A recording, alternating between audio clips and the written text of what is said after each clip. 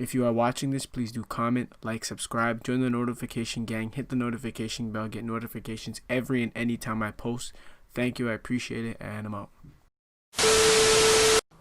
What is up, YouTube? It is showtime. Back with another video, and in today's video, I'll be showing you guys how to win every single game of twos. Now, as you guys know, I wouldn't call myself a professional twos player, but I really do enjoy playing twos. I win a whole lot of games on twos. This year, if I lose a game of twos, it is usually the ISO. I will be having a video on how to guard ISO because I've becoming increasingly better on guarding it, and I know a lot of people are getting frustrated with ISO this year. Isolation, where one person sits in the corner and the other's just dribbling and rim running and all that good stuff. I will be posting a video on how you guys can kind of counter the ISO, the way people play ISO. But in today's video, I'll just be showing you guys some overall tips and tricks on how you guys can win every single game of twos game you play in the park. Twos is a whole lot different this year. The pace of it is a lot slower. It requires I wouldn't say a lot more skill this year. It requires less skill this year to win your twos games, and it's all about lineups. Hopefully ISO does get like nerfed and like becomes less of a problem for players, but for everyone doing their ISO thing, I mean, do your thing, man. If this is your bread and butter, stick to it, I guess. It frustrates me a whole lot, but I mean, everyone's gonna play the game they want to. But let's just get straight into today's video on how you guys can start winning all your twos games on NBA 2K21 next gen. So the first tip I have for you guys is your shot selection. Now, when I say shot selection, this does not just go for the guard. As you guys know, this year, you can make a build that can do it all. For example, my paint beast is exactly what it was last year, non-shooting paint beast. It did everything a regular inside center could, but I have 12 shooting badges this year. This game has created an opportunity for builds to do everything in every category at a high level. So it's best to take advantage of this. And once you're able to take advantage of this, you'll find yourself winning a lot more games. So when I say shot selection, it doesn't just go for the guard, because that is a given, but for centers. Now, for centers that are insides and are kind of used to always doing the PNR, meaning the pick and roll, you guys now can pick and pop. And it may feel a little weird for you guys because you're so used to just knowing when to split, setting good screens and lobs. That's it. That's the only three. That's one of the main three things centers have to know how to do on offense. Set good screens, know when to roll, and went to sit block for alley-oops. The job was a lot easier last year.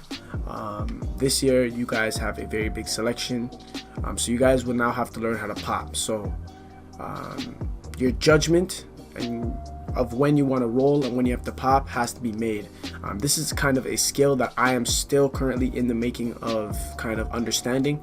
I find myself rolling a whole lot, but it's very people are able to recover very fast. I notice people play sides with two guards and they're on demon time. They get to my rolls a lot quicker. The paint contest, I noticed that I'm getting a lot more weird paint animations this year. It's very interesting, but I mean, it's a new game, right? New things are gonna happen. Change was called for and it happened. So you guys have got to know a good judgment of when to pop and when to roll. Once you guys have finished this and kind of understand when you need to pop and when you need to roll, you guys will be playing a lot better. Now, just to get into detail of that, quick detail, if people are playing sides, you want to roll. When people are playing one on the left side, one on the right side, it always leaves the middle open. Think about it. One person's on the left, one person's on the right, where the only place to go is the middle. You should roll.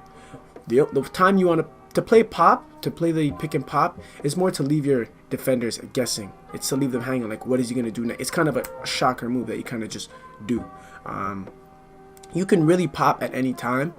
I really suggest popping when someone is deciding to play low. So say someone's guarding your guard and you're the center, and whoever's guarding you is deciding to say, hey, I'm guarding the paint. No one goes in the paint, meaning one defender will be playing the perimeter, one will be playing the paint. That always leaves the three wide open. So that gives you the option to pop. Some places you can pop are the corner or the wing. I prefer the corner because it makes it a lot more spacious, harder to recover when there's more space and ground to cover for your defenders. So my first tip, and a very important one, is definitely your shot selection, knowing when to pick and roll, knowing when to pick and pop, knowing when to hold the screen. I hope that I did get in enough detail of when to do it, and I did leave some clips of examples as I speak through it of the pick and roll and pick and pop situation. Now my second tip to you guys, which may sound a little bit funny, is rim run. I hate it myself. I hate when people do it to me. But this video is a video that's going to show you how to win your game of twos. You guys have to take advantage of the rim run this year. The rim run this year is absolutely ridiculous. It takes little to no skill to be able to learn how to rim run. You literally hold onto your R2 button, which is your turbo button. You run towards the basket, hold onto square. That's it. It's as easy. It's as easy as that. It's kind of self-explanatory. You run to the rim. You rim run. It's just that easy. Why I say to do this is because it's so broken. Everybody has finishing this year. Because you're able to make your build do everything, you will have finishing. No matter what build you make, you will be able to have some sort of finishing this year. Last year it was more like you barely had any finishing, but you have every other category, meaning like there's always one category that's lacking. Every category will excel this year, so take advantage of the rim runner.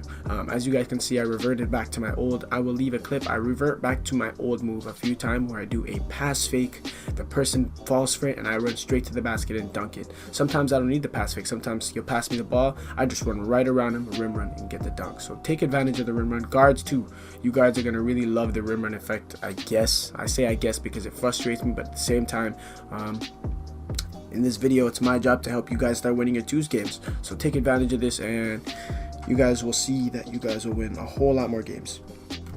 My last and probably most important tip is to play good defense.